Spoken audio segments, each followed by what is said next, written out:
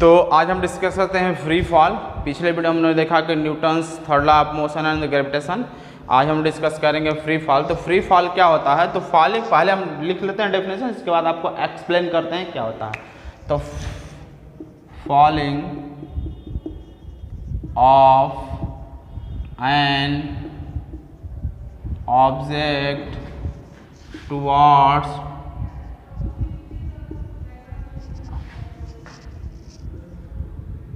Centre of earth under gravitational force under gravitational force must gravitational force, no other force acting on the body, no other force acting on the body such as air resistance,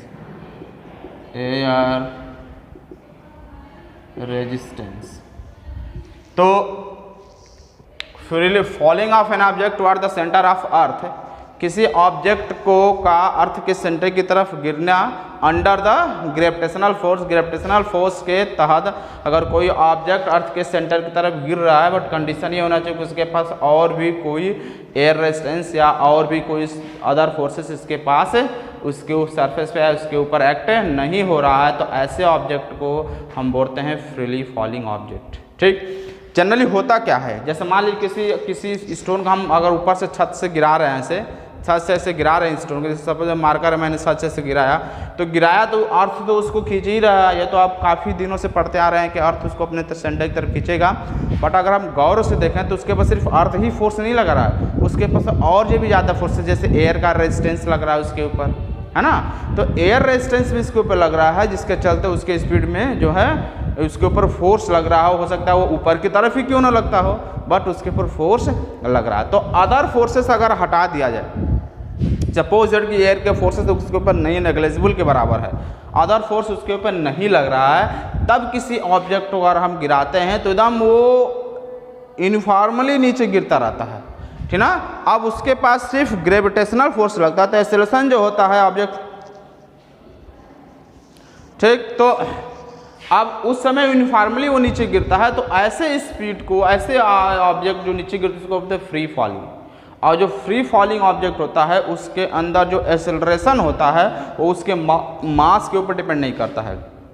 यदि हम एक हल्के object ले लें और एक भारी object ले लें और उसको अगर हम गिराएं और सपोज करें कि यहाँ पर जो है ग्रेविटेशन के सिवा और कोई फोर्स नहीं लग रहा है, तो भारी ऑब्जेक्ट भी पहले आएगा और हल्का ऑब्जेक्ट भी क्या होगा एक साथ। जैसे आप सपोज क्या मान लिया आपने कि स्टोन ले लिया और एक कागज़ ले लिया और छत पर चढ़ गए, छत पर गया, दोनों को एक साथ गिराए, तो आप देखोगे कि स्टोन धड़ाक दे नीचे गिरेगा और एयर का ऐसे ऐसे ऐसे ऐसे ऐसे ऐसे फ्लॉट करता हुआ काफ़ी देर के बाद जाके नीचे गिरा, कहीं दूर जाके गिरेगा, है ना सर।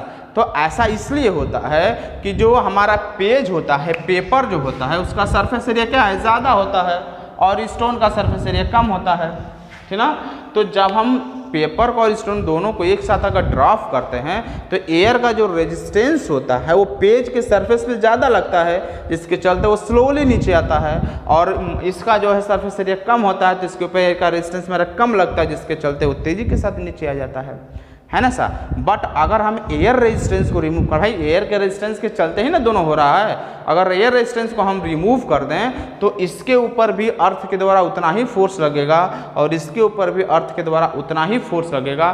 तो ये पेज और स्टोन दोनों एक साथ क्या आएंगे, अर्थ के ग्राउंड पर आएंगे। ये चीज़ सबसे पहले गैलीलियो से हमने बताया था, देखा था कि अगर एयर रेजिस्टेंस न रहे तो हमारा जो एक्सेलरेशन होता है वो मास के ऊपर डिपेंड नहीं करता है। अब मैंने अभी जो है पिछले वीडियो में हमने देखा था कि F क्या होता है हमारा, A क्या होता है, A F/m होता है। अगर मास कम तो एक्सेलरेशन ज़्यादा, और अगर मास ज़्यादा तो एक्सेलरेशन कम। बट यहाँ पर ये चीज़ इसलिए नहीं वर्क करता है, यहाँ पर जो है हमारा एक्सेलरेशन मास के ऊपर इसलिए नहीं डिपेंड करता है क्योंकि यहाँ पर एयर रेजिस्टेंस नहीं है, सिर्फ ग्रेविटेशनल फोर्स लग रहा है। तो under the gravitational force without considering all other forces air resistance such air resistance acceleration does not depend on the mass. तो एक्सेलरेशन जो है मास के ऊपर डिपेंड नहीं करता है। यदि हम और भी फोर्सेस की बात ना करें, सिर्फ ग्रेविटेशनल फोर्स की बात करें, तो lighter object and the heavier object fall at the same rate and at the same time on the surface of earth। Same rate से और सेम समय पर जो है सब अर्थ के सरफेस पे क्या करता है, गिरता है, ठीक ना। इसलिए हम फिदर और स्टोन को भी अगर एक साथ ले लेते हैं, दोनों का अगर ड्राफ्ट किया जाए, एक फिदर एक स्टोन दोनों एक दूसरे के साथ अगर ड्राफ्ट किया जाए, तो चूँकि हल्का होता है उसको एयर रेजिस्टेंस ज़्यादा लगता है, वो बाद में जाता है, और स्टोन हमारा पहले आता है। बट अगर वो दोनों को वैक्यूम में गिराया जाए जहाँ एयर रेजिस्टेंस ना रहे, तो फिदर और हथौड़ा हैमर या स्टोन कुछ भी हो, तो दोनों एक साथ क्या करेगा, नीचे गिरेगा, क्योंकि उस दोनों के ऊपर ग्रेविटेशनल फोर्स क्या होता है, सेम लगता है। और चूँकि एयर रेजिस्टेंस नहीं है, तो दोनों में क्या होगा, एक्सेलरेशन सेम प्रोड्यूस होगा, और दोनों ग्राउंड पर क्या होते हैं, सेम समय पर ड्राफ्ट करेंगे, ठीक। तो ये रहा मेरा फ्री फॉल। अब इससे रिलेटेड कुछ एक और type acceleration of the gravity, ठीक ना, तो वो जो है हम नेक्स्ट वीडियो में डिस्कस करेंगे, what is the acceleration of the gravity. इसको आप नोट कर लिए, तो फिर हम नेक्स्ट वीडियो में डिस्कस करते हैं एक्सेलरेशन ड्यू टू ग्रेविटी।